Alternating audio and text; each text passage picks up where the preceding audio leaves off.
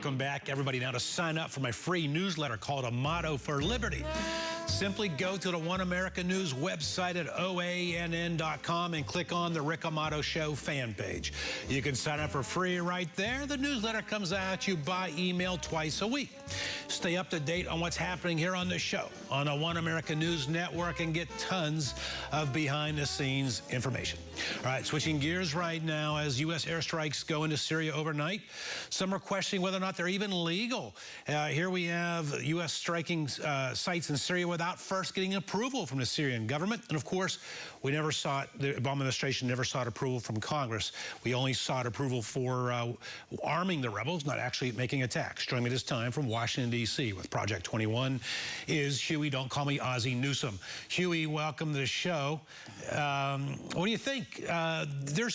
Is this even legal, what the Obama administration has done? They've attacked Syria, sites in Syria, without getting approval from the Syrian government. That appears on a surface to violate international law. It appears to be unconstitutional without even getting approval from U.S. Congress. You know, of course it is. There's no question about it. But let's talk about it from this perspective. The dichotomy, if you compare Senator Obama, the anti-war Senator Obama to now President Obama, it's night and day. And it's really unclear how we got to this point. But the president has no capability, no capability whatsoever to be able to talk to Congress, work with Congress, and get things done.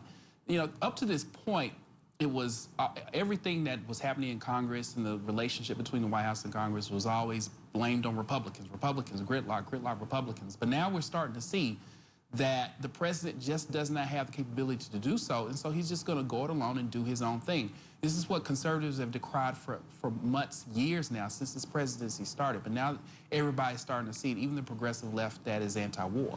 Hughey, you bring up a good point. Up until now, we've always heard how uncooperative this Republican Congressional Congress is. However, we just saw the Republican-controlled Congress approve arming the Syrian rebels. We saw cooperation there. We saw a Republican Congress that is willing to step up in this fight against ISIS, but yet the president did not even reach out and look for cooperation in this whole thing with Syria. It's a very insightful observation on your point. And what do you think the ramifications are here?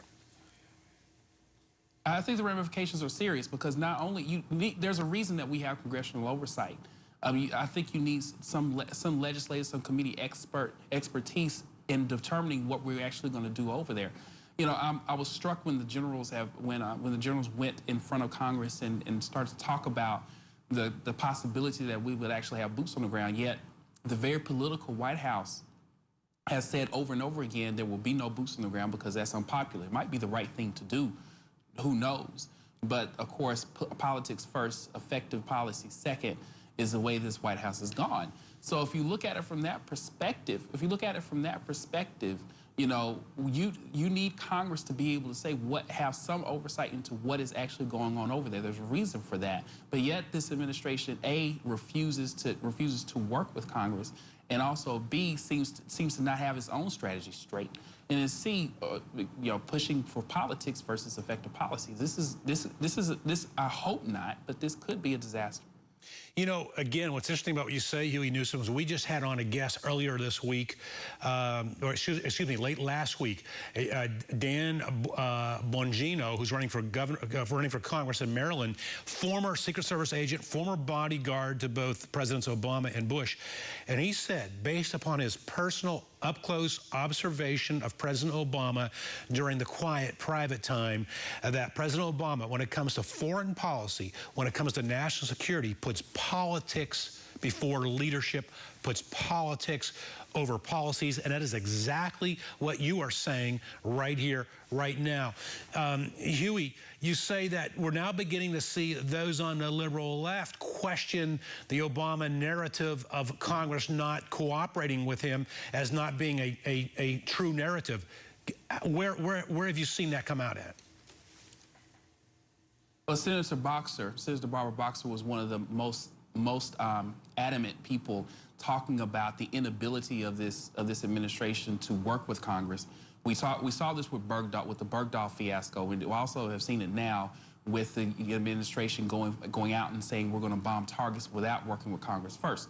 So, you know, I would say Senator Boxer is probably the most vocal. There are many others in the media and many others on Capitol Hill that have said the same thing. But, you know, Senator Boxer's record speaks for itself, and she's been definitely out front, you know, lamenting the fact that this administration just does not seem to have the desire or the capability to work with Congress to work on an effective approach to dealing with ISIS.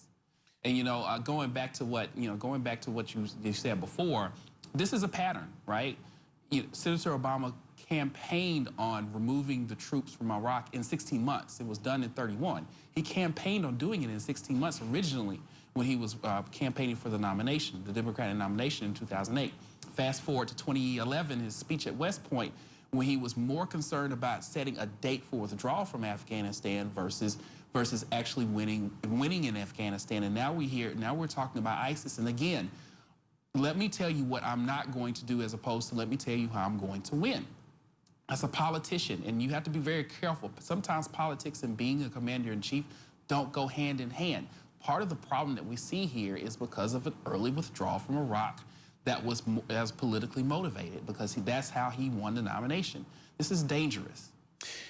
All right, Hughey Newsome from Project 21, we thank you for your astute, insightful observations. Coming up